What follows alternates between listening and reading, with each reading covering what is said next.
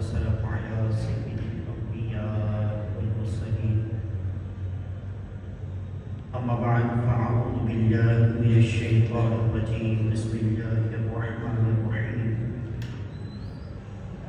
قل الصلاة والسلام عليك يا رسول الله الصلاة والسلام عليك يا رسول الله الصلاة والسلام عليك يا حبيب الله الصلاة والسلام عليك يا حبيب الله الصلاة والسلام عليك يا نبي الله الصلاة والسلام عليك يا نبي الله وعلى آلك وأصحابك يا نور الله نويت سنة الاعتكاف القول القدیم میں ہے کہ حضرت سیدنا ابو عباس احمد بن منصور رحمۃ اللہ علیہ کو بعد وفات کسی نے خواب میں دیکھا کہ سر پر موتیوں کا تاج سجائے ہوئے جنتی لباس میں ملبوس جامع مسجد شیراز کے محراب میں کھڑے ہیں۔ خواب دیکھنے والے نے پوچھا ما فعل اللہ بک، یعنی اللہ تبارک و تعالیٰ نے آپ کے ساتھ کیا معاملہ فرمایا؟ کہنے لگے میں کثرت سے درود شریف پڑھا کرتا تھا، یہی عمل کام آ گیا۔ اللہ تبارک و تعالیٰ نے نہ صرف یہ کہ میری بخشش فرما دی بلکہ موتیوں کا تاج پہنا کر مجھے جنت میں داخل کیا۔ صلو علی الحبیب۔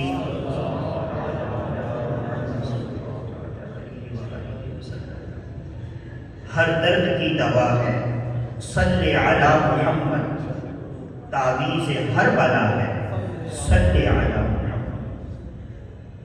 میٹھے میٹھے اسلامی بھائیوں، آئیے بیان سے پہلے کچھ اچھی نیتیں کر لیتے ہیں، کیونکہ حدیث پاک میں ہے کہ اچھی نیت بندے کو جنت میں داخل کروا دیتی ہے۔ تو میں بھی اچھی نیت کرتا ہوں کہ انشاءاللہ اللہ تبارک و تعالیٰ کی رضا پانے کے لیے بیان کروں گا۔ آپ یہ نیت کر لیجئے کہ انشاءاللہ اللہ تعالیٰ کی رضا پانے کے لیے پورا بیان سنوں گا، خوب توجہ سے سنوں گا، ادب کے ساتھ بیٹھ کر سنوں گا، جو سنوں گا اسے یاد رکھنے، خود اس پر عمل کرنے اور دوسروں کو پہنچانے کی کوشش کروں گا۔ صلو علی الحبیب صلی اللہ تعالیٰ علیہ وسلم۔ مشہور صحابی رسول حضرت سیدنا ابو ہریرہ رضی اللہ تعالیٰ عنہ ایک مرتبہ عشاء کی نماز پڑھ کے اپنے گھر جا رہے تھے کہ راستے میں کسی نے حضرت ابو ہریرہ کو روکا اور بتایا کہ میں ایک مسئلہ پوچھنا چاہتی ہوں۔ دیکھا تو وہ ایک برقعے میں ملبوس پردہ پوش خاتون تھی۔ اس نے بتایا کہ میں نے بہت بڑا گناہ کیا ہے، کیا میرے لیے توبہ ہے؟ حضرت سیدنا ابو ہریرہ رضی اللہ تعالیٰ عنہ نے جب اس گناہ کی تفصیلات سنی تو کہنے لگے کہ تو خود بھی ہلاک ہوئی اور دوسروں کو بھی ہلاک کیا، تیرے لیے کوئی توبہ نہیں ہے۔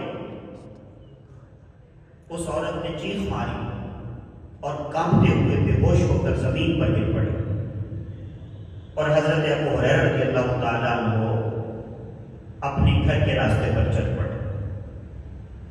جب گھر پہنچے تو ذہن میں خیال آیا کہ میں نے نبی اکرم صلی اللہ علیہ وسلم سے پوچھے بغیر ہی اس عورت کو مسئلہ بتا دیا۔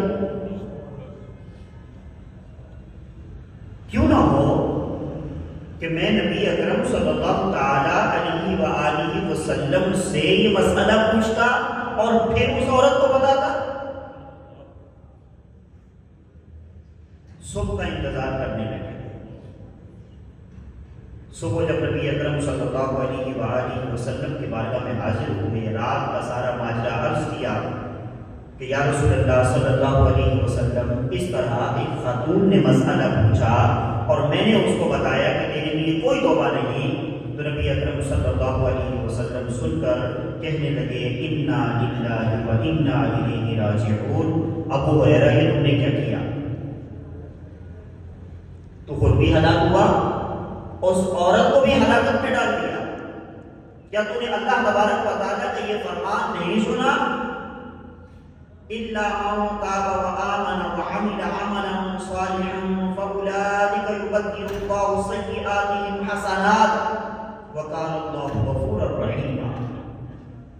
ترجمہ کنز العرفان، مگر جو توبہ کرے اور ایمان لائے اور اچھا کام کرے تو ایسوں کی برائیوں کو اللہ نیکیوں سے بدل دے گا اور اللہ بخشنے والا مہربان ہے۔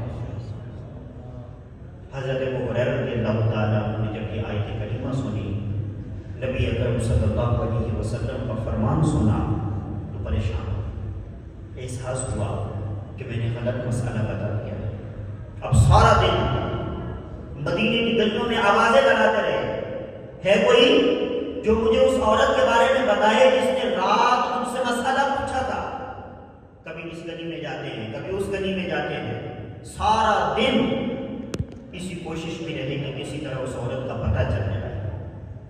رات عشاء کی نماز کے بعد جب دوبارہ گھر جانے لگے، کل والے مقام پر وہی عورت کھڑی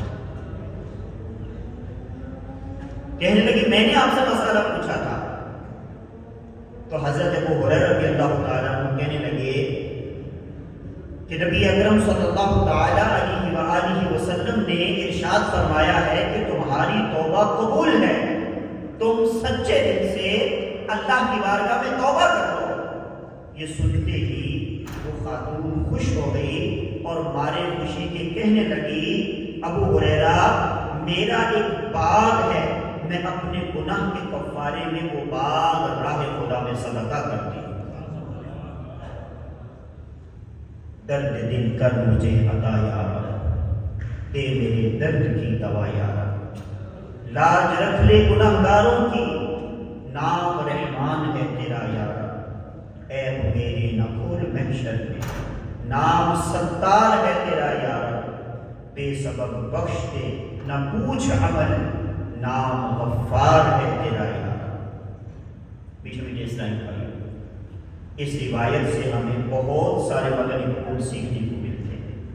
مثلا ایک مدنی پھول تو یہ ملا کہ ہمیں کبھی بھی بغیر شرعی مسئلہ نہیں بتانا چاہیے۔ جو بغیر علم کے دینی مسئلے بتاتا ہے وہ خود بھی ہلاکت میں جا پڑتا ہے اور دوسروں کو بھی ہلاکت میں ڈالتا ہے۔ اور دوسرا مدنی پھول یہ بھی ملا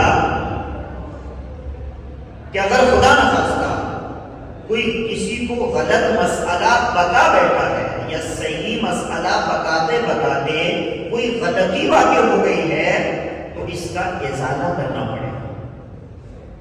دیکھیے حضرت ابو ہریرہ رضی اللہ تعالیٰ عنہ جب درست مسئلے کا علم ہوا تو اپنے ازالے کے لیے کیا کوشش کی؟ سارا دن مدینے کی گلیوں میں پھرتے رہے اور پوچھتے رہے اس بندے کو، اس عورت کو میں نے غلط مسئلہ بتایا، اور پھر جب تک آپ نے اگلی رات اس عورت کو صحیح مسئلہ نہیں بتایا آپ کو چین نہیں آیا۔ اس دور میں ظاہر سی بات ہے رابطے اتنے تیز نہیں تھے، نہ ہی ایسے ذرائع تھے۔ آج کل فیس بک ہے، یوٹیوب ہے، موبائل فون ہے، انسٹاگرام ہے، واٹس ایپ ہے، نہ جانے کیا کیا ایجاد ہو چکا ہے اور بے احتیاطی عروج پر ہے۔ اب لوگ یوں کر کے غلط مسئلہ شیئر کر دیتے ہیں، میسیجز چلا دیے جاتے ہیں، ایک پوسٹ آتی ہے اچھی لگتی ہے، قطع نظر اس کے کہ وہ شرعی طور پر درست ہے یا نہیں ہے اسے آگے بڑھا دیا جاتا ہے، اور بس ایک بٹن دبانے کی دیر ہے کہ سینکڑوں ہزاروں بلکہ لاکھوں لوگوں تک وہ چیز پہنچ جاتی ہے۔ اب اس کا ازالہ کون کرے گا؟ اور ازالہ بھی تو تب کریں گے نا جب پتہ چلے گا کہ بھئی مطلب غلط تھا تو صحیح کیا ہے۔ جب غلط اور صحیح میں تمیز ہی نہیں ہو پائے گی تو پھر ازالہ کا کیسے کریں؟ بہرحال کسی کو غلط مسئلہ بتا دینا یہ بہت خطرناک ہے۔ اللہ تبارک و تعالیٰ قرآن مجید میں ارشاد فرماتا ہے وَمَنْ أَظْلَمُ مِمَّنِ افْتَرَىٰ عَلَى اللَّهِ كَذِبًا، اس سے بڑھ کر کون ظالم ہے جو اللہ پر جھوٹ باندھے؟ ظاہر سی بات ہے، جب ہم کسی کو دینی مسئلہ بتاتے ہیں تو اسے کیا کہتے ہیں کہ یہ اللہ تبارک و تعالیٰ اس کے رسول کا تمہارے لیے حکم ہے۔ جب اللہ تبارک و تعالیٰ اس کے رسول کا حکم ہم دوسرے کو بتا رہے ہیں اور وہ غلط بتائیں گے تو یقیناً یہ اللہ تبارک و تعالیٰ پر افتراء اور بہتان ہے، اور جو اللہ تبارک و تعالیٰ پر افتراء اور بہتان لگائے اس سے بڑھ کر کون ظالم ہے؟ بہرحال جس نے فیس بک پر، یوٹیوب پر، انسٹاگرام یا واٹس ایپ پر غلط مسئلہ پوسٹ کر دیا، اسے چاہیے کہ فوراً اس کا ازالہ کرے۔ مثلا کوئی ایسی تحریر بنا دے کہ فلاں روز میں نے فلاں پوسٹ اس طرح غلط پوسٹ کر دی تھی، درست مسئلہ یہ ہے اور اس کا حل یہ ہے۔ اور اس کا بہترین حل یہ ہے کہ ہم مسئلہ شیئر کرنے سے پہلے ہی علماء اکرام کو دکھا لیں، پوچھ لیں کہ بھئی یہ جو مسئلہ ہم شیئر کرنے والے ہیں یہ درست بھی ہے یا نہیں۔ اچھا، ایک آسان طریقہ ہے، دعوت اسلامی کی جو ویب سائٹ ہے، دعوت اسلامی کی ویب سائٹ کی گیلری میں بالکل درست پوسٹیں بنی پڑی ہوتی۔ اگر ہمارا دل کرتا ہی ہے کہ ہم کو نیکی کا کام کریں، کوئی چیز آگے شیئر کرنا چاہتے ہیں، کوئی آگے اپنے اسٹیٹس پہ لگانا چاہتے ہیں، تو اس گیلری سے آپ پکچرز ڈاؤن لوڈ کر سکتے ہیں، احادیث، بزرگان دین کے اقوال اور دیگر خوبصورت باتیں جنہیں لوگ پڑھتے ہیں، پڑھاتے ہیں، عمل کرتے ہیں، تو وہاں سے آپ لے کر جو ہے اس کو شیئر بھی کریں، اپنے اسٹیٹس پہ بھی لگائیں، تو انشاءاللہ عز و جل اس طرح آپ کا یہ مقصد بھی پورا ہو جائے گا اور درست مسئلہ بھی لوگوں تک پہنچ جائے گا۔ پیارے اسلامی بھائیو، ہم نے حضرت ابو ہریرہ رضی اللہ تعالیٰ عنہ کا یہ جو سبق آموز واقعہ سنا ہے، اس سے ایک اہم ترین مدنی پھول یہ بھی سیکھنے کو ملتا ہے کہ انسان چاہے کتنا ہی بڑا گنہگار ہو، جب وہ اپنے گناہ پر نادم و شرمندہ ہو جاتا ہے اور اللہ تبارک و تعالیٰ کی طرف رجوع کرتا ہے تو اللہ تعالیٰ اس کی توبہ کو قبول فرماتا ہے۔ پیارے آقا مدینے والے مصطفیٰ صلی اللہ تعالیٰ علیہ وآلہ وسلم کا فرمان رحمت نشان ہے التائب من الذنب کمن لا ذنب لہ، گناہ سے توبہ کرنے والا ایسا ہے گویا اس نے گناہ کیا ہی نہیں۔ حضرت عبداللہ بن عبید رحمۃ اللہ علیہ سے روایت ہے کہ اللہ پاک کے نبی اور ہم سب کے والد حضرت سیدنا آدم علیہ السلام نے اللہ کی بارگاہ میں عرض کیا، اے رب تو نے شیطان کو میری اولاد کا دشمن بنا دیا، حالانکہ میری اولاد شیطان کا مقابلہ کرنے سے قاصر ہے، ان پر رحم فرما۔ تو حضرت آدم علیہ السلام کے جواب میں رب تبارک و تعالیٰ نے ارشاد فرمایا، اے آدم، آپ کی اولاد میں قیامت تک جو بھی پیدا ہوگا میں اس کے ساتھ ایک فرشتہ پیدا کروں گا جو شیطان سے اس کی حفاظت کرے گا۔ حضرت آدم علیہ السلام نے عرض کی، مولا مزید کرم فرما۔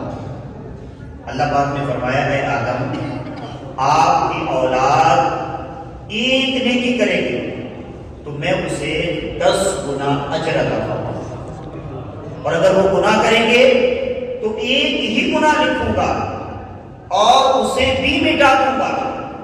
حضرت آدم علیہ السلام نے عرض کی، مولا مزید کرم فرما۔ تو اللہ تعالیٰ نے ارشاد فرمایا، اے آدم، جب تک انسان کی روح اس کے بدن میں رہے گی میں اس کی توبہ قبول فرماتا رہوں گا۔ سبحان اللہ۔ پیارے پیارے اسلامی بھائیوں، ہمارا پروردگار کریم کتنا کریم ہے اور کتنا رحیم ہے کہ جب بھی گناہ ہو جائے اس کے حضور توبہ کر لیں، اپنی غلطی پر ندامت اور شرمندگی کا اظہار کر لیں تو وہ رب کریم ہماری توبہ کو قبول فرما دے گا اور گناہوں کے میل سے ہمیں صاف اور پاک فرما دے گا۔ حضرت سیدنا حبیب اجمی رحمت اللہ علیہ بہت بڑے ولی کامل ہیں اور تبع تابعین میں سے ہیں۔ حضرت امام حسن بصری کے خاص مریدوں میں شامل ہیں اور صوفیہ کے امام ہیں۔ توبہ سے پہلے یہ سود پر لوگوں کو پیسے دیا کرتے تھے۔ شہر بصرہ میں آپ نے بہت سارے لوگوں کو سود پر پیسے دے رکھے تھے، اور جب سود وصول کرنے جاتے اور اگلا بندہ وقت پر پیسے نہ دے پاتا تو اس سے اس بات کا بھی جرمانہ لیتے کہ یہ جو وقت میں نے ضائع کیا ہے اس کے پیسے بھی دو۔ ایک دن ایک غریب آدمی کے پاس پہنچے جس سے انہوں نے پیسے لینے تھے۔ وہ تو گھر میں نہیں تھا، اس کی بیوی گھر میں تھی۔ تو کہنے لگے پیسے نکالو، کہتی وہ تو گھر میں نہیں ہے۔ تو کہتے پھر مجھے کھانے کو کچھ دو۔ وہ کہنے لگی کھانے کے لیے بھی کچھ نہیں ہے، ہاں بکری ذبح کی تھی، اس کا گوشت کھا چکے ہیں، بس اس کی سری باقی ہے۔ کہا چلو وہی نکالو۔ وہ سری کچی اٹھائی اور کر لیا۔ گھر آئے، بیوی کو کہنے لگے اس کو بناؤ۔ وہ کہنے لگی کہ گھر میں لکڑیاں ہی نہیں ہیں جو ہے وہ اپنا آگ جلانے کے لیے، یہ کسی دوسرے بندے کے پاس گئے، اس سے بھی پیسے لینے تھے، اسے لکڑیاں لیا۔ بیوی نے جب سیری کا گوشت تیار کیا، ڈھکن اٹھایا ہانڈی کا، تو وہ سارے کا سارا خون بن چکا تھا۔ اللہ اکبر۔ جب اس خون کو دیکھا گیا تو ظاہر سی بات ہے گوشت خون بن جائے تو یہ اللہ کی قدرت سے ہی ہوا ہے۔ اللہ تبارک و تعالیٰ نے گویا کہ تنبیہ کی ہے کہ تم جو لوگوں کا خون چوستے ہو یہ وہی ہے۔ آپ کو ندامت اور شرمندگی ہوئی اور دل میں افسوس کرنے لگے کہ واقعی ہم لوگوں کے ساتھ اس طرح کرتے ہیں تو شاید اس وجہ سے میرے ساتھ ایسا ہوا۔ گھر سے باہر نکلے، گلی میں سے گزر رہے تھے، محلے کے لڑکوں نے دیکھا بچے کھیل رہے تھے، ان میں سے ایک بولا سائڈ پہ ہو جاؤ، ابھی سود خور آ رہا ہے، اس کا سایہ ہم پہ پڑ گیا تو ہم بھی بدبخت ہو جائیں گے۔ یہ دوسری چوٹ تھی۔ یہاں سے سیدھے حضرت حسن بصری کے پاس پہنچے، وہاں جا کر اپنے گناہوں سے سچی توبہ کی، ایسی سچی توبہ کی کہ جب واپس پلٹ رہے تھے تو وہی بچے جو جاتے ہوئے کہہ رہے تھے کہ سائڈ پہ ہو جاؤ کہیں حبیب کا سایہ تم پہ نہ پڑ جائے، اور واپسی پہ وہی بچے کہہ رہے تھے سائڈ پہ ہو جاؤ کہیں ہمارے پاؤں کی گرد و غبار حبیب پہ نہ پڑ جائے۔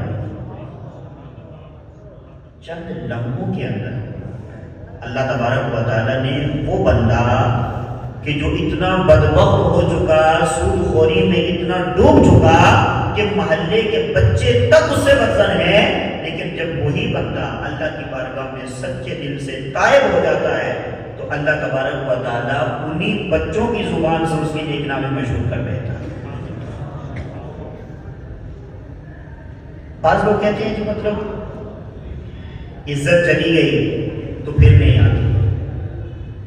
محاورے کی حد تک بات ٹھیک ہے، لیکن حقیقت ہے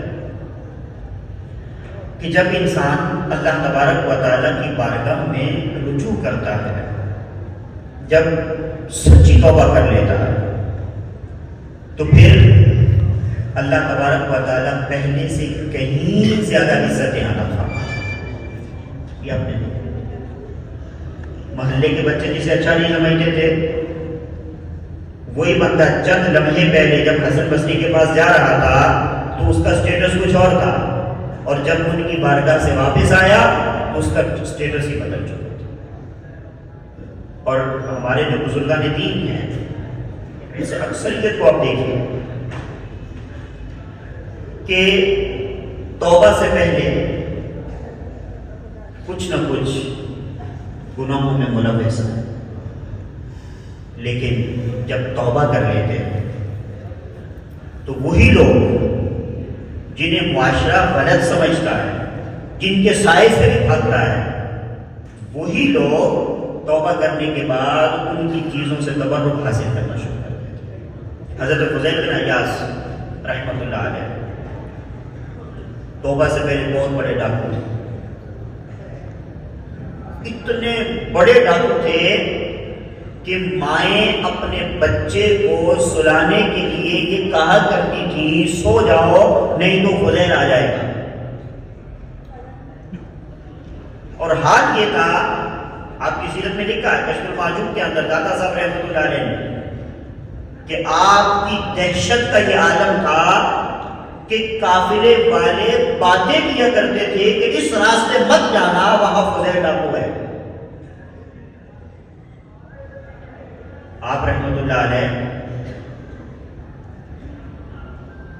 جہاں سے گزرتے لوگ آپ سے ڈرتے، لوگوں کا مال لوٹ لیتے، لیکن جب آپ نے توبہ کی، لوگوں کے حقوق ادا کیے، عبادت میں مصروف ہو گئے، تو یہی حضرت فضیل بن عیاض رحمۃ اللہ علیہ اللہ تبارک و تعالیٰ کے اتنے مقرب ہوئے، رب نے ایسی عزت عطا فرمائی کہ وقت کا بادشاہ آپ کے دروازے پر کھڑا رہتا ہے اور حاضری کی اجازت طلب کرتا ہے اور اسے اجازت نہیں ملتی۔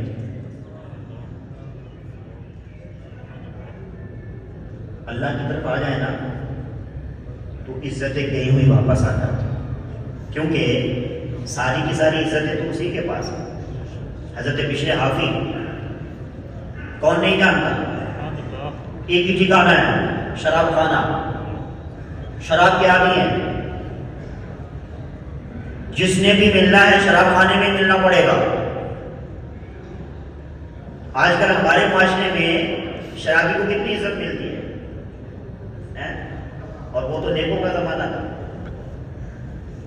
اس وقت نیک لوگ زیادہ ہوتے تھے نا، ایسے لوگ کم تھے۔ آج ہمارے یہاں فساق و فجار کی بہت بڑی تعداد ہے، اس کے باوجود بھی شرابیوں کو کوئی عزت نہیں دیتا۔ اس زمانے میں شرابی کی کیا عزت ہوگی، اور یہ شرابی ہیں۔ جب اللہ کی بارگاہ میں حاضر ہو گئے، توبہ کر لی، رجوع اللہ ہوا، تو اب یہی بشر حافی رحمت اللہ علیہ جن کو کوئی عزت کی نگاہ سے نہیں دیکھتا تھا، ان کی توبہ کے بعد جانور تک ان کی اتنی عزت کرتے تھے کہ جس راستے سے بشر حافی کا گزر ہوتا تھا جانور اس راستے میں پیشاب نہیں کرتے تھے۔ امیر سنت نے اپنی کتاب میں لکھا ہے، ایک بندہ چرواہا اپنے جانوروں کو لے کر بغداد کی گلی سے گزر رہا تھا کہ اس کے جانور نے پیشاب کر دیا، تو وہ کہنے لگا ہو نہ ہو آج حضرت بشر حافی کا انتقال ہو گیا ہو، کیونکہ جب تک حضرت بشر حافی زندہ رہے کبھی بھی بغداد کی گلیوں میں جانوروں نے پیشاب نہیں کیا۔ حافی کا مطلب ہوتا ہے ننگے پاؤں رہنے والا، تو یہ غلبہ حق کی وجہ سے مجاہدے کے طور پر ہمیشہ ننگے پاؤں رہتے تھے۔ تو توبہ کے بعد اللہ نے اتنی عزت عطا فرمائی کہ جانور تک آپ کا اکرام کر رہے ہیں۔ اللہ اکبر، یہ ہے عزت۔ اگر ہم درست راستہ اختیار کر لیں تو بہت عزتیں ملتی ہیں۔ ہمارے لوگ سمجھتے ہیں پیسے آ جائیں تو عزت ہوتی ہے، منصب اور عہدوں سے عزتیں ملتی ہیں، سود بوٹ سے عزت ملتی ہے، بندے کے پاس مہنگی گاڑی ہو جائے، بڑا مکان ہو جائے، مہنگا موبائل ہاتھ میں پکڑا ہوا ہو، ہزاروں کے کپڑے پہنے ہوئے ہوں، پھر عزتیں ملتی ہیں۔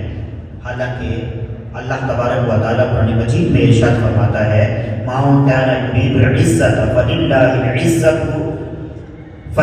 الْعِزَّةُ جَمِيعًا. ترجمہ کنز العرفان، جو عزت کا طلبگار ہو تو ساری عزت اللہ ہی کے پاس ہے. جب ساری عزت اللہ کے پاس ہے، عزت و ذلت کا مالک رب کائنات ہے، اس کے دروازے پر آئیں، یہاں سر جھکائیں، گناہوں سے توبہ کریں، اپنے مالک کریم کے حضور حاضر ہو کر عرض کریں، مولا تیرا بھاگا ہوا غلام، تیرا بندہ حاضر ہے، اسے قبول فرما لے. اور وہ بندے پر کرم فرما دیتا ہے. اور گناہگار سے گناہگار بندہ بھی سچے دل سے تائب ہو کر جب اس کی بارگاہ میں حاضر ہو جاتا ہے تو وہ اس بندے کی توبہ کو قبول فرما دیتا ہے. میں بندہ عاصی ہوں، خطا کار ہوں مولا، لیکن تیری رحمت کا طلبگار ہوں مولا. وابستہ ہے امید میری تیرے کرم سے، تیرا ہوں فقط تیرا پرستار ہوں مولا. یہ ہے عزت ملنے کا درست راستہ. یہاں جھک کر دیکھیے، اللہ کریم ضرور نوازے گا. علماء کرام فرماتے ہیں کہ راہ خدا کی بہت ساری منزلیں ہیں. مقام مرا ہے، مقام زہد ہے، مقام فخر ہے، مقام صبر ہے، مقام توکل ہے، مقام رضا ہے. بہت ساری منزلیں ہیں، لیکن ان ساری منزلوں کا پہلا زینہ توبہ. سب سے پہلے توبہ ہے. ایک سرا ہے، دھاگا الجھ جائے نا تو کیا کرتے ہیں؟ سرا ڈھونڈتے ہیں. سرا ملے تو باقی کا صحیح کرنا آسان ہو جاتا ہے، اور اگر سرا ہی نہ ملے تو اور زیادہ الجھتا رہتا ہے. یہ توبہ سرا ہے. اب صورتحال یہ ہے کہ ہماری زندگیاں الجھی ہوئی ہیں. کوئی مال و دولت کے پیچھے بھاگ رہا ہے، کوئی منصب اور عہدے کے پیچھے بھاگ رہا ہے، کوئی اپنی پریشانیوں میں گھرا ہوا ہے، کسی کو کوئی مصیبت ہے، کسی کی کوئی پریشانی ہے. اگر ہم ان گتھیوں کو سلجھانا چاہتے ہیں تو سرا پکڑیے، اور وہ سرا کیا ہے؟ رجوع الی اللہ، توبہ. اللہ کی بارگاہ میں حاضر ہو جائے. یہ اللہ کریم کی بڑی کرم نوازی ہے کہ اس نے توبہ کا دروازہ ہمیشہ کھلا رکھا ہے. ہم زندگی کے جس بھی موڑ پر ہیں، جوانی میں ہیں، بڑھاپے میں ہیں، ہم نے زمین و آسمان بھر ڈالے ہوں گناہ کر کر کے، گناہوں کے پہاڑوں کے نیچے دب چکے ہوں، پھر بھی سرا موجود ہے. جہاں ہے وہیں سے واپس آ جائے، جہاں ہے وہیں سے ہی اپنا راستہ موڑ لیں، اور اللہ تبارک و تعالیٰ کے حضور حاضر ہو کر سر کو جھکا کر یہ عرض کریں، کب گناہوں سے کنارہ میں کروں گا یا رب، نیک کب اے میرے اللہ میں بنوں گا یا رب. عفو کر اور صدا کے لیے راضی ہو جا، کر کرم کر دے تو جنت میں رہوں گا یا رب. ایک مرتبہ اللہ تبارک و تعالیٰ کے نبی حضرت سیدنا عیسیٰ علیہ السلام اپنے حواریوں کے ساتھ تشریف فرما تھے. ایک بہت خوبصورت اور حسین و جمیل پرندہ آپ کے پاس آیا اور سامنے بیٹھ کر اس نے اپنا جسم زمین پر زور زور سے رگڑنا شروع کر دیا، جس سے اس کے بال اتر گئے اور اندر سے سرخ رنگ کی کھال نظر آنے لگی. اس کے بعد اڑا اور کیچڑ میں جا گرا. وہاں سے جب وہ لوٹ پوٹ ہو کر باہر نکلا تو وہ پہلے سے زیادہ خوبصورت ہو گیا، اور پھر وہاں سے اڑا، صاف پانی میں گیا. پانی کے اندر سے جب باہر نکلا اس کا میل کچیل ختم ہو گیا، نئے پر اور پنکھ نکل آئے. حضرت سیدنا عیسیٰ علیہ السلام اپنے حواریوں سے فرمانے لگے، یہ پرندہ تمہاری طرف تمہارے رب کی نشانی ہے کہ یہ مومن کی مثال ہے. بندہ مومن گناہ کرتا ہے، اپنے آپ کو بدصورت اور گندا کر دیتا ہے، پھر جب وہ توبہ کرتا ہے تو گناہوں کی سیاہی اس سے دور ہو جاتی ہے اور وہ پہلے سے بھی زیادہ حسین اور خوبصورت ہو جاتا ہے. پیارے پیارے اسلامی بھائیوں، یہ توبہ کی برکت ہے. ہم نے صرف احساس کرنا ہے، تنہائی میں تھوڑا سوچنا ہے کہ میں دنیا میں آیا کیا کرنے تھی اور کر کیا رہا. میرے دن رات کن کاموں میں گزر رہے. میری یہ آنکھیں جو قرآن کریم دیکھنے کے لیے تھیں میں ان سے کیا دیکھتا ہوں. میری زبان جو اللہ عز و جل کا ذکر کرنے کے لیے تھی میں اس سے کیا بولتا ہوں. میرے کان تلاوت قرآن مجید نعت رسول مقبول سننے کے لیے تھے میں ان سے کیا سنتا ہوں. وقت قریب ہے. ملک الموت علیہ السلام تشریف لائیں گے. میرے جسم سے روح کھینچ کر نکال لیں گے اور پھر مجھے اندھیری قبر میں اتار دیا جائے گا. مجھے اپنے رب کریم کے حضور حاضر ہونا ہے. بس یہ احساس، ندامت، شرمندگی، سچے دل سے توبہ یہ زندگی کی ساری الجھنوں کا واحد حل ہے. ایک بزرگ فرماتے ہیں کہ بندے کے پاس رب تبارک و تعالیٰ کے دو راز ہیں جنہیں اللہ پاک بندے کی طرف الہام فرماتا ہے. جب وہ اپنی ماں کے پیٹ میں ہوتا ہے اور پیٹ سے باہر آتا ہے تو اللہ پاک فرماتا ہے میرے بندے میں نے تجھے دنیا میں پاک اور صاف ستھرا نکالا ہے اور زندگی دے کر تجھے اس پر امین بنایا ہے. اب میں دیکھوں گا کہ تو کیسے اس امانت کی حفاظت کرتا ہے. تو یہ ہماری جو زندگیاں ہیں یہ ہمارے پاس رب کریم کی امانتیں ہیں. اور دوسری بات جب اس کی روح نکلتی ہے تو اللہ پاک فرماتا ہے اے میرے بندے تو نے اپنے پاس موجود میری امانت کے ساتھ کیا سلوک کیا. کیا تو نے اس کی حفاظت کی، اپنے عہد پر قائم رہا. کیا تو اس حال میں مجھ سے ملاقات کرنے والا ہے کہ میں اپنا قول قبول کروں اور اسے پورا کروں، یا پھر تو نے اس امانت کو ضائع کر دیا ہے کہ میں تجھ سے پوچھ گچھ کروں اور تیری پکڑ کروں. اب غور کیجیے، کسی بندے کے پاس کسی دوسرے بندے کی امانت اور وہ امانت ہو بھی بہت مہنگی امانت اور وہ ضائع ہو جائے، چوری ہو جائے، گم ہو جائے. جیسے مثال کے طور پر کسی کا کوئی ہیرا کسی کے پاس قیمتی امانت کے طور پر پڑا ہوا تھا، گم ہو گیا. اب ڈبل پریشانی ہوگی. کیا ہوگی؟ ڈبل پریشانی. ایک پریشانی اس بات کی ہے کہ وہ کسی کی چیز تھی. اپنی چیز ہو تو چلو بندہ اس پہ صبر کر لیتا ہے، پریشانی کم ہوتی ہے. کسی کی چیز ہے اور دوسری پریشانی یہ ہے کہ وہ بہت قیمتی ہے، توان نہیں دیا جا سکتا، اتنی مہنگی ہے. اب غور کریں، یہ جو ہماری زندگی ہے یہ رب کریم کی طرف سے امانت ہے اور اس کا ایک ایک سانس ایسا قیمتی ہے کہ ہم اربوں روپیہ دے کر بھی وہ سانس واپس نہیں لا سکتے. لا سکتے ہیں؟ رب کریم کی امانت ہے اور اتنا مہنگا ہے کہ ہم واپس ہی نہیں لا سکتے چاہے ساری دنیا دے دیں. اب اس پر ہمیں کتنی ندامت اور شرمندگی ہونی چاہیے. کتنی پریشانی کی بات ہے یہ کہ ہم اپنی سانسوں کو ضائع کر رہے ہیں. رب کریم کی جو امانت ہمارے پاس تھی ہم اس امانت کو ضائع کر رہے ہیں تو ہم کتنا پریشان ہوتے ہیں. صبح سے شام تک دن لہو میں کھونا تجھے، شب صبح تک سونا تجھے. شرم نبی، خوف خدا یہ بھی نہیں وہ بھی نہیں. رزق خدا کھایا کیا، فرمان حق ٹالا کیا، شکر کرم اتر سے جزا یہ بھی نہیں وہ بھی نہیں. اللہ کریم کی جو امانتیں ہمارے پاس ہیں ہم ان کا کیسا استعمال کرتے ہیں. یہ زبان اس کی امانت ہے، یہ ہاتھ اس کی امانت ہے، یہ ہمارے جو چلنا پھرنا اٹھنا بیٹھنا یہ سب اس کی امانت ہے.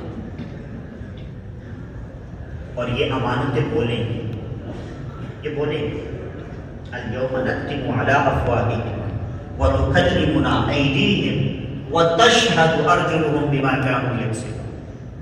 اس دن منہ پر مہر لگا دی جائے، منہ بند کر دیا جائے گا. یہ جو زبان آج بہت بولتی ہے یہ نہیں بولے گی. آج دنیا کے اندر ہم اپنی چرب زبانی سے دوسروں کو مانوس کر لیتے ہیں، اپنے عیبوں کو چھپا لیتے ہیں، دوسروں کو ہم دھوکہ دینے میں کامیاب ہو جاتے ہیں. لیکن تب نہیں، زبان بند کر دی. وَتُكَلِّمُنَا أَيْدِيهِمْ، تمہارے ہاتھ بول رہے ہیں. ہاتھ بولیں گے ہم نے کیا کیا. وَتَشْهَدُ أَرْجُلُهُمْ، تمہارے پاؤں گواہی دیں گے تم کیا کرتے تھے. یہ اس کی امانتیں ہیں، یہ اس کی بات مانتی ہیں. آج اگر پردے نیچے کر کے انسان گناہ کر بھی لے تو یہی وہ اعضاء جن کے ذریعے گناہ کیا گیا تھا یہی اس کے خلاف گواہی تھے. تو ہم ان امانتوں کو کیسے استعمال کر رہے ہیں، ہمیں یہ سوچنا ہے. ہمیں شرمندہ ہونا سیکھ لینا چاہیے. یاد رکھیے، گناہ پر اصرار یعنی گناہوں کی عادت بنا لینا، گناہ کر کے اس پر اٹک جانا، شرمندہ نہ ہونا، یہ بہت بڑی نحوست ہے. اللہ پاک نے اپنے نیک بندوں کا جو وصف بیان کیا ہے وہ یہ ہے کہ جب ان سے کوئی غلطی کوتاہی ہو جاتی ہے تو وہ توبہ کر لیتے ہیں. اللہ تبارک و تعالیٰ قرآن مجید میں سورہ آل عمران آیت نمبر 135 میں ارشاد فرماتا ہے، والذین اذا فعلوا فاحشة او ظلموا انفسهم ذکروا اللہ فاستغفروا لذنوبهم ومن یغفر الذنوب الا اللہ وَلَمْ يُصِرُّوا عَلَى مَا فَعَلُوا وَهُمْ يَعْلَمُونَ. ترجمہ کنز العرفان. اور وہ لوگ کہ جب کسی بے حیائی کا ارتکاب کر لیں یا اپنی جانوں پر ظلم کر لیں، اللہ عز و جل کو یاد کر کے اپنے گناہوں کی معافی مانگے، اور اللہ کے علاوہ کون گناہوں کو معاف کر سکتا ہے. اور یہ لوگ جان بوجھ کر اپنے برے اعمال پر اصرار نہ کریں. یہ ہیں اللہ پاک کے نیک بندے. جب ان سے بتقاضۂ بشریت کوئی برائی صادر ہو جاتی ہے، اپنی جان پر ظلم کر بیٹھتے ہیں، تو ذکر اللہ کرتے ہیں، توبہ استغفار کرتے ہیں، اور اپنے کیے ہوئے پر جان بوجھ کر اڑے نہیں رہتے. اور جب یہ ایسا کرتے ہیں تو اللہ تبارک و تعالیٰ انہیں صلہ کیا دیتا ہے، اولئک جزاؤہم مغفرۃ من ربہم وَجَنَّاتٌ تَجْرِي مِن تَحْتِهَا الْأَنْهَارُ خَالِدِينَ فِيهَا وَنِعْمَ أَجْرُ الْعَامِلِينَ. یہ وہ لوگ ہیں جن کا بدلہ ان کے رب کی طرف سے بخشش ہے، اور وہ جنتیں ہیں جن کے نیچے نہریں جاری ہیں. یہ لوگ ہمیشہ ان جنتوں میں رہیں گے، اور نیک اعمال کرنے والوں کا کتنا اچھا بدلہ ہے. سبحان اللہ. بندہ توبہ کرے، اپنے گناہ پر اڑے نہ بلکہ شرمندہ ہو تو اس کی مغفرت کر دی جاتی ہے.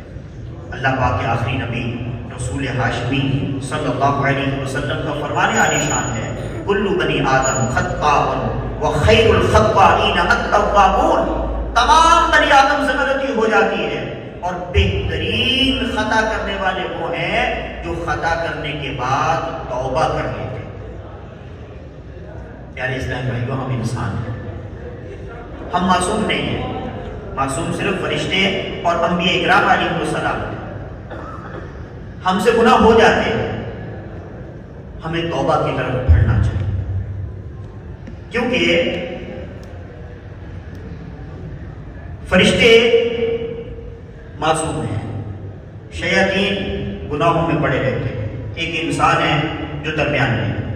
حضرت سیدنا امام غزالی نے ان تینوں کی مثال ارشاد فرمائی اور وضاحت کرتے ہوئے فرماتے ہیں کہ مخلوق تین طرح کی ہے. نمبر ایک، فرشتے، یہ معصوم ہیں، یہ گناہ کر ہی نہیں سکتے.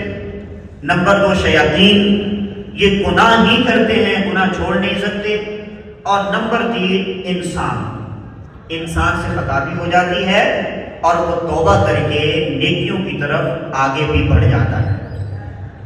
لہذا ہم جیسے عام انسانوں سے کبھی گناہ ہو ہی جائے تو اب ہمیں توبہ کی طرف آگے بڑھنا چاہیے، کیونکہ یہ ہو نہیں سکتا کہ ہم گناہ کریں ہی نہ، کیونکہ ہم فرشتے نہیں ہیں. اور گناہ پر اڑے رہیں یہ بھی انسان کی صفت نہیں ہے، شیطان کا کام ہے. تو اب ایک ہی صورت بچتی ہے کہ ہم اللہ تبارک و تعالیٰ کی بارگاہ میں توبہ کر کے آگے بڑھیں اور اپنے گناہوں پر اڑتے نہ رہیں، بلکہ اللہ کی بارگاہ میں رجوع کر کے اللہ تعالیٰ کی بارگاہ میں معافی کے طلبگار ہو جائیں۔ اور اللہ تبارک و تعالیٰ کی بارگاہ میں جب بندہ نادم و شرمندہ ہوتا ہے تو اللہ تعالیٰ کو ندامت اور شرمندگی بڑی پسند ہے۔ کتاب التوابین میں لکھا ہے کہ ایک بنی اسرائیل سے گناہ سرزد ہو گیا، بے حد شرمندہ ہوا، بے قرار ہو گیا، کبھی ادھر کبھی ادھر، کسی طرح میرا گناہ معاف ہو جائے۔ اللہ تبارک و تعالیٰ کو اس کی یہی بے قراری پسند آ گئی، اور اللہ تبارک و تعالیٰ نے نہ صرف یہ کہ اس کے گناہ کو بخش دیا، بلکہ اس کے ولایت کے اعلیٰ ترین درجے صدیقیت کو اسے فائز کر دیا۔ اللہ اکبر۔ ہم گناہگار لوگ ہیں، ہم سے گناہ ہو جاتے ہیں، لیکن توبہ کرنے کی چاہیے۔ اللہ تبارک و تعالیٰ قرآن مجید میں ارشاد فرماتا ہے فَإِنَّهُ كَانَ لِلْأَوَّابِينَ غَفُورًا، بے شک اللہ تبارک و تعالیٰ توبہ کرنے والوں کو بخشنے والا ہے۔ حضرت سیدنا سعید بن مسیب رحمۃ اللہ علیہ فرماتے ہیں اس آیت کریمہ میں اواب سے مراد وہ شخص ہے جس سے گناہ ہو جائے پھر توبہ کر لے، پھر گناہ ہو پھر توبہ کرے، جب جب گناہ ہوتا رہے وہ توبہ کرتا رہے، اللہ تبارک و تعالیٰ اس کی توبہ کو قبول فرمانے والا ہے۔ حضرت محمد بن مطرف رحمۃ اللہ علیہ فرماتے ہیں اللہ پاک فرشتوں سے فرماتا ہے ابن آدم بھی کیسا ہے، گناہ کرتا ہے پھر مجھ سے معافی مانگتا ہے، میں اسے معاف کر دیتا ہوں، پھر گناہ کرتا ہے پھر مجھ سے معافی مانگتا ہے، میں پھر اسے معاف کر دیتا ہوں، نہ وہ گناہ چھوڑتا ہے نہ میری رحمت سے مایوس ہوتا ہے، اے فرشتوں گواہ ہو جاؤ میں نے اس کی مغفرت فرما دی، کر کے توبہ میں پھر گناہوں میں ہو ہی جاتا ہوں مبتلا یا رب، نیم جان کر دیا گناہوں نے، مرض نسیاں سے دے شفا یا رب، کس کے در پہ میں جاؤں گا مولا، گر تو ناراض ہو گیا یا رب۔ پیارے پیارے اسلامی بھائی، اللہ پاک کی رحمت بہت بڑی ہے، اور اپنے گناہوں پر شرمندہ ہوں، اس پہ اللہ کی بارگاہ میں توبہ کریں تو اس کی کتنی ہی زیادہ برکتیں ملتی ہیں۔ آئیے چند ایک برکتیں سنتے ہیں۔ سب سے پہلے توبہ کرنے والوں کو اللہ تبارک و تعالیٰ فلاح و کامرانی عطا فرماتا ہے۔ چنانچہ قرآن مجید میں ہے وَتُوبُوا إِلَى اللَّهِ جَمِيعًا أَيُّهَا الْمُؤْمِنُونَ لَعَلَّكُمْ تُفْلِحُونَ، اور اللہ عز و جل کی طرف توبہ کرو اے مسلمانوں، سب کے سب اس امید پر کہ تم فلاح پاؤ۔ ایک اور مقام پر اللہ تبارک و تعالیٰ ارشاد فرماتا ہے ان اللہ یحب التوابین، بے شک اللہ عز و جل توبہ کرنے والوں کو محبوب رکھتا ہے۔ ایک اور مقام پر رب تبارک و تعالیٰ ارشاد فرماتا ہے فَمَا تَابَ مِن بَعْدِ ظُلْمِهِ وَأَصْلَحَ فَإِنَّ اللَّهَ يَتُوبُ عَلَيْهِ، بے شک جو اپنے آپ پر ظلم کرنے کے بعد یعنی گناہ کرنے کے بعد توبہ کر لے اور اپنی اصلاح کر لے تو اللہ عز و جل اپنی مہربانی سے اس پر رجوع فرمائے گا۔ توبہ کرنے کا ایک اہم ترین فائدہ یہ ہے کہ توبہ کرنے سے اللہ تبارک و تعالیٰ گناہ کو نیکی میں بدل دیتا ہے۔ چنانچہ اللہ تبارک و تعالیٰ قرآن مجید میں ارشاد فرماتا ہے إِلَّا مَا تَابَ وَآمَنَ وَعَمِلَ عَمَلًا صَالِحًا فَأُولَٰئِكَ يُبَدِّلُ اللَّهُ سَيِّئَاتِهِمْ حَسَنَاتٍ وَكَانَ اللَّهُ غَفُورًا رَحِيمًا، مگر جو توبہ کرے اور ایمان لائے اور اچھا کام کرے تو ایسوں کی برائیوں کو اللہ تبارک و تعالیٰ نیکیوں سے بدل دے گا، اور اللہ بخشنے والا مہربان ہے۔ اے عاشقان رسول، توبہ بہت بڑی نعمت ہے، ہمیں توبہ کرتے رہنا چاہیے۔ شب برأت تشریف لانے والی ہے، توبہ کی رات ہے۔ ام المؤمنین حضرت سیدہ عائشہ صدیقہ رضی اللہ تعالی عنہ فرماتی ہیں سرور کائنات شاہ موجودات صلی اللہ علیہ وسلم نے ارشاد فرمایا بے شک اللہ تبارک و تعالی شعبان کی 15ویں رات آسمان دنیا پر تجلی فرماتا ہے، پس قبیلہ بنو کلب کی بکریوں کے بالوں سے بھی زیادہ گناہگار روایات کے مطابق شعبان کی 15ویں رات یعنی شب براءت شروع ہونے سے پہلے پچھلے سال کے اعمال نامے لپیٹ دیے جاتے ہیں، اس لیے یہ مبارک رات آنے سے پہلے توبہ کر لیجئے، اپنے گزشتہ گناہوں کی معافی مانگ لینی چاہیے۔ اسلام کے پہلے خلیفہ حضرت ابوبکر صدیق رضی اللہ عنہ بیان کرتے ہیں کہ رسول اکرم پورے مجسم صلی اللہ علیہ وسلم نے ارشاد فرمایا، جو شخص بھی گناہ کر لے پھر وہ اچھی طرح وضو کرے اور 2 رکعت نماز پڑھے، پھر اللہ پاک سے معافی مانگے، اللہ پاک اس کے گناہوں کو بخش دیتا ہے۔